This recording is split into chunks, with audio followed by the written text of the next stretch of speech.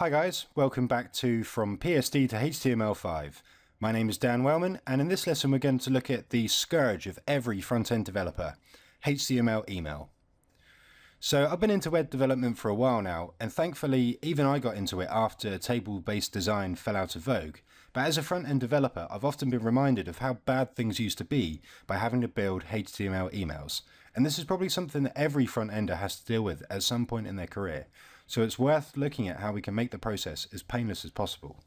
So the PSD that we've worked with so far is for a homepage, but it could just as easily be used for an email template as well. So we can start out in the same way as we did in the last lesson by adding a series of guides that divide the page up into sections. So we'll reopen the home template again. And if we just clear the existing guides, and we'll zoom in a bit. So let's take a look at what we've got. So if we were going to divide this up into an email, we would probably have a guide, here, and then we'd have one probably, here. Let's just zoom in so that we know exactly where we're adding these guides. Obviously that just wants to sit right above that line there. So, oh yeah, actually one thing we want to do before it doesn't make a difference that we've added some guides already, that's fine, but before we actually start slicing, we'll just crop the PSD down to the right size. Obviously it's quite wide at the moment. So with the crop tool selected, it automatically adds the crop border around the edge of the page.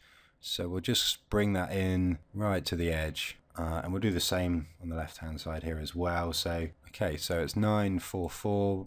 We want to get this down to 940 really. Great. Okay, so yeah, I think the text kind of overhangs. Let's just make sure these icons at the top. Yeah, okay, so that looks good. So we'll crop that out there, and then yeah, let's carry on adding our guides. So we need to think about this as if we were building a table. Essentially that's what we're doing. Yeah, that's fine. So we want to add this guide here, roughly where this nav starts.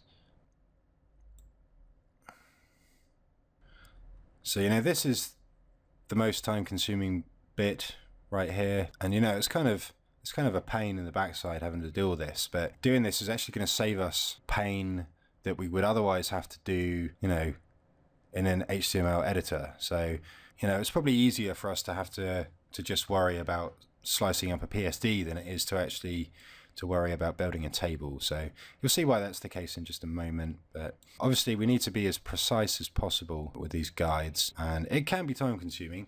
There's a couple of different things we can do actually. So if we go into the view menu here, we can just turn snapping on, and we can set the snap to so that it snaps to layers.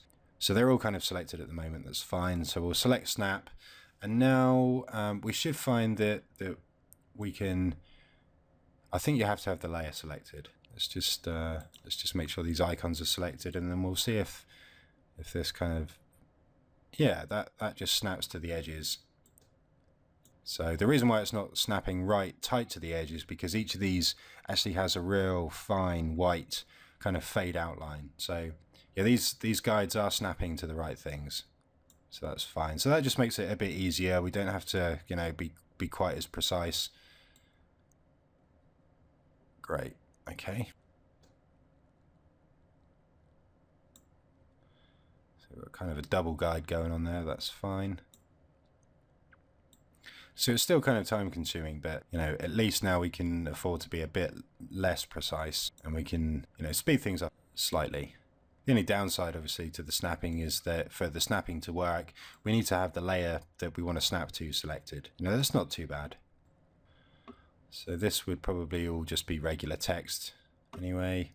And these big, nice, chunky borders, in an HTML email, this would just be a background color or a spacer GIF maybe, we might have to use. So it's the images really, that's the most time consuming.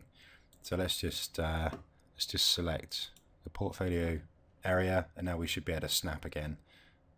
Yeah, that's nice and quick.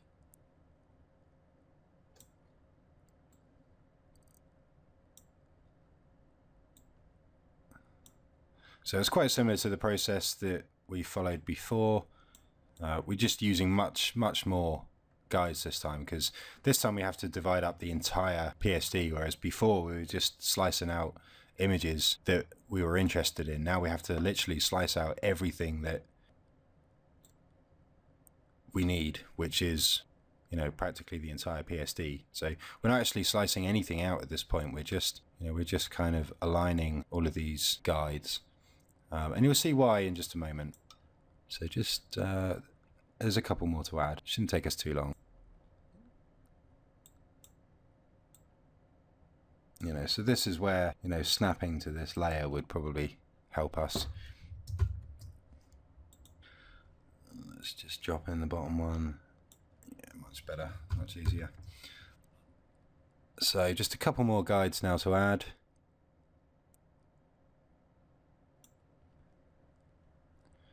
So the footer nav is a bit smaller than the header nav, so we just need a couple more guides down here. And let's zoom right in so we can see exactly what we're doing, and just make any minor adjustments that we need to.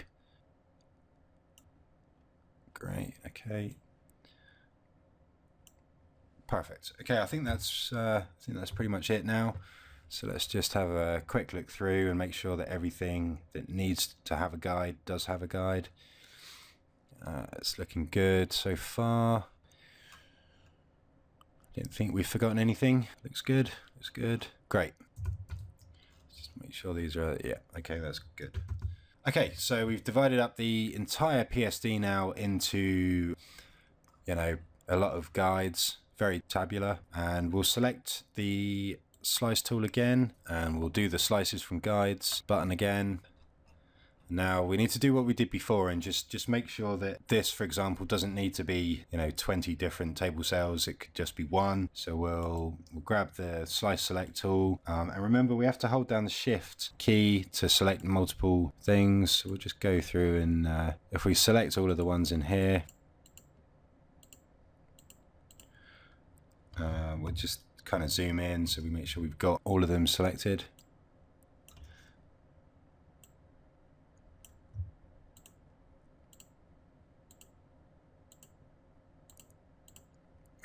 Okay, that's looking good. There's probably one or two we've missed, but okay. So if we right click again, we'll combine the slices, and as you can see, I've missed a couple, so let's just select those as well. That one, because that's so thin, that's why that one's hard to select. So gotcha. Right. One is selected as well. Let's combine those again. I think that's all of it now. Yep. Okay, so that's the hero, and there's a lot of areas in here as well. So we just need to go through and select all of these as well.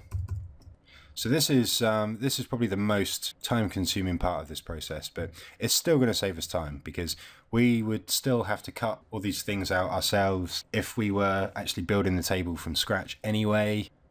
So it doesn't make a huge difference. It doesn't considerably lengthen the process at all.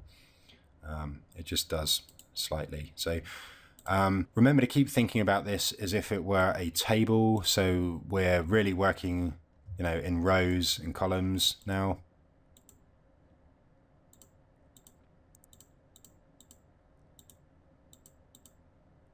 You know, so this is where it's time consuming, just being precise and selecting the correct layers and slices, sorry.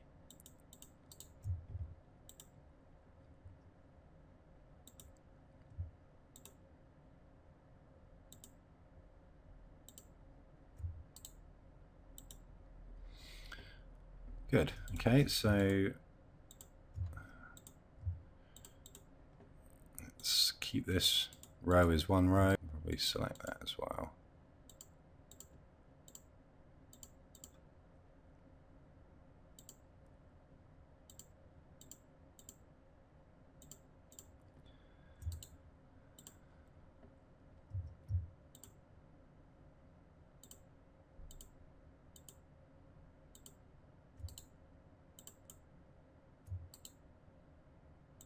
Okay, so don't worry, I'm not going to make you sit there and watch me combine all of those slices.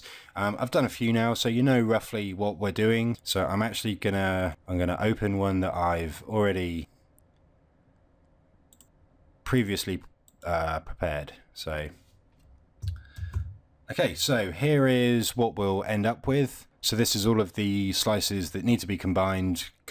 This gives us a very, very tabular kind of layout built of rows and columns. So once we've got to that stage and we've isolated all of the different slices, we can then go into Save for Web.